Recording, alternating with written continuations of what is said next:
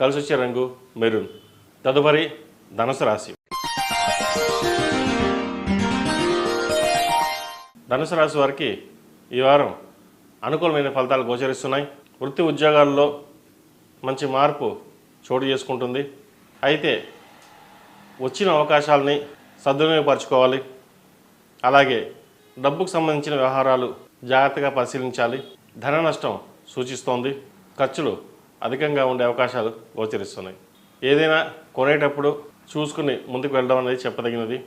అది ప్లాట్ కావచ్చు, ఫ్లాట్ కావచ్చు, లేదా ఇండిపెండెంట్ హౌస్ అయినా సరే వాటి విషయంలో డాక్యుమెంట్ విషయంలో అన్నీ సరి చూసుకున్న తర్వాతే అడ్వాన్స్ అనేది ఇవ్వడం చెప్పదగిన సూచన. ఆరోగ్యపరంగా చిన్న చిన్న ఇబ్బందులు ఏవైతే ఉన్నాయో తొలగిపోతాయి.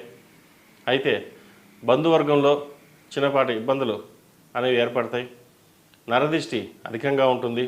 మీరు 1,00,000 సంపాదిస్తే 10 లక్షలు వస్తున్నాయని, 1,00,000 ఉంటే 1,00,00,000 ఉందని అని అనుకునే విధంగా బంధువర్గంలో ఈర్ష్యా ద్వేషాలు పెరుగుతాయి. వాటికి దూరంగా ఉండడం చెప్పదగిన విషయం. అలాగే వ్యాపారస్తులకు వ్యాపారపరంగా అంత అనుకూలంగా ఉంటుంది. కొత్త ప్రాజెక్టులు ప్రారంభించడానికి ప్రయత్నాలు చేస్తారు.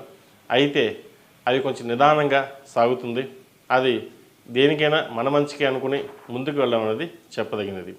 కొన్ని సందర్భాల్లో లేటుగా ప్రారంభించడం కూడా మంచిదని చెప్పవచ్చు. ఉన్న వ్యాపారాల్లో క్లయింట్స్ని పోకుండా చూసుకోవడం అనేది చెప్పదగినది. వెనుపోటు పొడిచే వాళ్ళు ఎక్కువగా ఉన్నారు. వాటి విషయంలో జాగ్రత్తలు తీసుకోవాలి. ఈ రాశిలో జన్మించిన స్త్రీలకు వ్యాపారపరంగా, వృత్తి ఉద్యోగాల పరంగా సానుకూల పరిస్థితి గోచరిస్తుంది. ముఖ్యంగా విదేశీ సంబంధించిన వ్యవహారాలు అనుకూలపడతాయి. విదేశాల్లో ఉన్నవారికి మంచి ఉద్యోగం లభిస్తుంది. అయితే కష్టానికి తగిన ప్రతిఫలం తక్కువగా ఉంటుంది. 100% కష్టపడితే 20% గుర్తింపు అనేది లభిస్తుంది. వాటి విషయంలో ఎటువంటి ఇబ్బందులు లేకుండా వాటిని పక్కన పెట్టి మీ ప్రయత్నాలు మీరు చేయండి. భవిష్యత్తు బాగుంటుంది.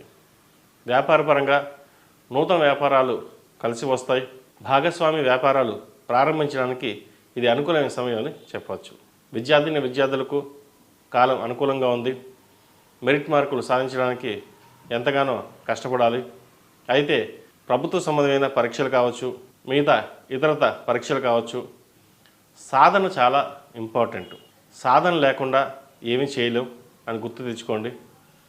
కాబట్టి ప్రతిరోజు వీలైనంత వరకు మేధా దక్షిణామూర్తి స్తోత్రాన్ని పఠించండి. అది మీకు ఎంతగానో ఉపయోగపడుతుంది. చిన్న రెమెడీయే కదా, ఉపయోగపడుతుందా లేదా కాదు. ఏదైనా దైవాధీనం. ఆ పరమేశ్వర అనుగ్రహం మనకు ఎల్లప్పుడూ ఉండాలని. కాబట్టి మేధా దక్షిణామూర్తి రూపుని మెడలో ధరించండి. మేధా దక్షిణామూర్తి స్తోత్రాన్ని ఎక్కువసార్లు పఠించండి. మంచి ఫలితాలు సాధించగలుగుతారు. వివాహ సంబంధించిన విషయ వ్యవహారాలు అనుకూలిస్తాయి. మంచి సంబంధం కుదురుతుంది. మీరు చేపట్టే ప్రతి పనిలోనూ ఆటంకాలు ఎదురైనా వాటిని అధిగమించగలుగుతారు. ప్రతి చిన్న విషయాన్ని సున్నితంగా పక్కన పెట్టి మీ పనులు మీరు పూర్తి చేసుకోండి.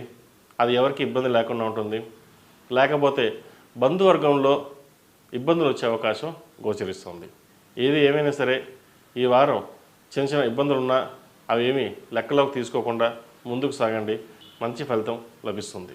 ఈ రాశివారు ప్రతిరోజు ప్రతినిత్యం అంగారక స్తోత్రం పఠించడం, అలాగే ఒక తెల్లని వస్త్రాన్ని ఎవరికైనా బ్రాహ్మణుడికి దానంగా ఇవ్వండి.